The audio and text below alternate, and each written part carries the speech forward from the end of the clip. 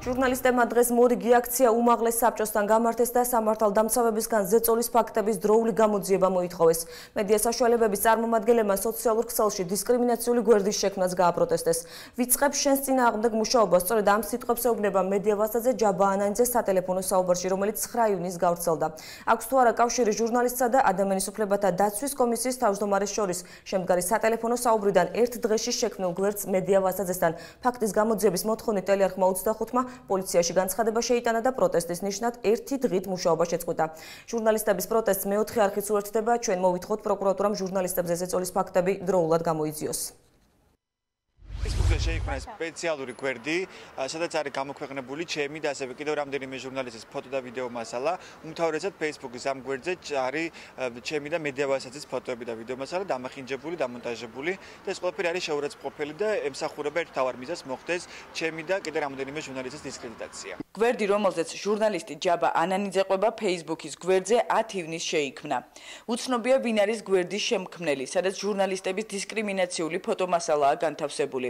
გვერდზე სხვა მედია საშუალების წარმომადგენლების გარდა TV25 ჟურნალისტებიც ფიგურირებენ. გვერდი მას შემდეგ შეიქმნა, რაც 25 არხის ეთერში 8 ივლისს უმაღლეს საბჭოს საქმიანობაზე საგამოძიებო ფილმი გავიდა. არხის ჟურნალისტები ფაქტს მედია ვასაძეს და ვიცე-სპიკერს მურმან დუმბაძეს უკავშირებენ. მედია ვასაძემ დაურეკა ტელეფონზე და შეურაცხყოფა მიაყენა ჟურნალისტს. ამის შემდეგ ჩვენ ეს როცა გვერდი შეიქმნა 10 ივნისს ან 8-ში გავიდა ფილმი, 10-ში შეიქმნა ეს გვერდი და ეს გვერდი შემდეგ დაულინკეს ჯაბასაც და ტელევიზიის მფლობელსაც, ანუ დირექტორსაც და დაულიკა იმ ადამიანმა, რომელიც არის ოფიციალური გვერდის ემსახურე საქართველოს ერთ-ერთი ადმინი, როგორც ჩვენ ვიცით. მურმან დუმბაძემ თავის დროზე როცა ამ ადამიანებზე და ამ კამპანიაზე უკითხეთ, ამბობდა, რომ მეტნაკლებად ან ის იცნობს ამ ყველაფერს და ეთანხმება. არხის ხელმძღვანელობა და ჟურნალისტი ჯაბა ანანიძე ითხოვენ, რომ პოლიციამ დაადგინოს, აქვს თუ არა დეპუტატ მედია ვასაძეს დისკრიმინაციული გვერდის შექმნასთან კავშირი.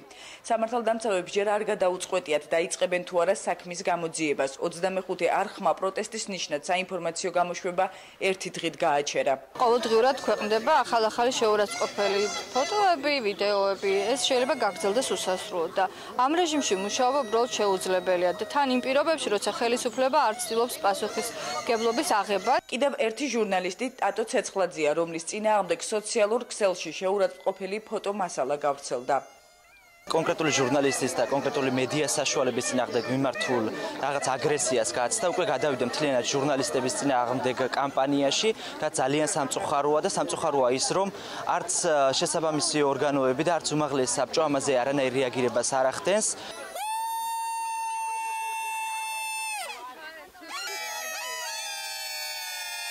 საკანონმდებლო ორგანოს ეზოში დღეს აჭარაში მომუშავე მედია საშუალებები შეიკრიბნენ. სრული შემადგენლობით იმყოფებოდა ტელეარხი 25-ის თანამშრომლები. მაცნეს გუნდმა პროტესტის ნიშნად დღეს მუშაობა შეწყვიტა. როცა არ აქვს რეაქცია უმაღლეს საბჭოს, გრძელდება კიდევაც შეურაცხყოფელი განცხადებების გაკეთება მედია ვასაძის მხრიდან. მოვითხოვთ, რომ მოხდეს ფაქტ დროული გამოძიება, როგორც პროკურატურის, ასევე პოლიციის მიერ, ასევე მოუწოდეთ უმაღლეს საბჭოს მოახდინოს სწრაფი შეფასება. შეწყდეს შანტაჟი, ხელისუფლებას მედიის დაშინებისა და კონტროლის მცდელობა აქვს. ეს ერთ ჟურნალისტს არ ეხება. სასტვენებითა და სლოგანებით მედია საშუალებებმა ჟურნალისტების შანტაჟის ფაქტების გამოძიება, მედიაზე ზეწოლის აღკვეთა და მედია ვასაძის პოლიტიკური პასუხისმგებლობის დაყენება მოითხოვა. აქციას არასამთავრობო ორგანიზაციებიც შეუერთდნენ. საპროტესტო აქციები ბათუმის გარდა ოზურგეთში, თბილისსა და ქუთაისშიც გაიმართა. ამან შეიძლება მიიღოს მასიური სახე, თუ მას არ ექნება ადეკვატური და დროული რეაქცია შესაბამისი სამსახურების მხრიდან. და ეს არის ზოგადად ჟურნალისტების დაშინების მცდელობა. ჩემი აზრით არ მოსწონთ კრიტიკული შეკითხვები მაღალი თანამდებობის პირებს და არ მოსწონთ მედიის აქტიურობა. მე ვარაუდობ, რომ მათ უნდათ მორჩილი მედია. ამ ფაქტის უყურადღებო დატოვება დარწმუნებული ვარ, რომ გამოიწვევს იმას, რომ ასე გაგრძელდება. უმაღლეს საბჭოში დღეს კომენტარები არ გააკეთეს.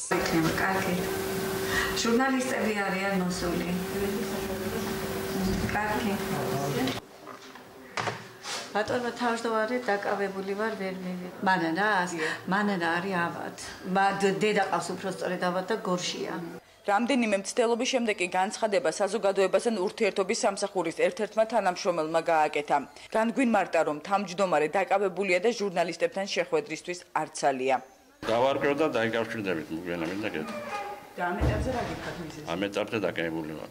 აჭარის უმაღლეს საბჭოს ჟურნალისტებთან რამდენჯერმე ჰქონდა დაპირისპირება. ჟურნალისტებმა ნინო ხოზრევანიძემ და ტატო ცეცხლაძემ ავთანდილ ბერიძეს სიტყვიერი შეურაცხყოფისთვის სასამართლოში უჩივლეს. გაზეთ ბათუმელების ჟურნალისტ ნანა კვაჭაძეს კი პრესამსახურის თანამშრომელმა სოციალურ ქსელში სიტყვიერი შეურაცხყოფა მიაყენა.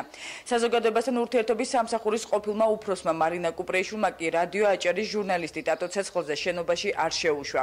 ბოლო შემთხვევა 9 ივნისს მოხდა, როდესაც მედია ვასაძემ ჟურნალისტ ჯაბა ანანიძეს ურეკა შეურაცხყოფა მიაყენა და სექსუალურ ორიენტაციაზე მიუთითა.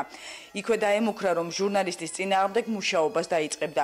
მეორე დღეს სოციალურ ქსელში ჟურნალისტების წინააღმდეგ შეურაცხყოფელი გვერდი შეიქმნა.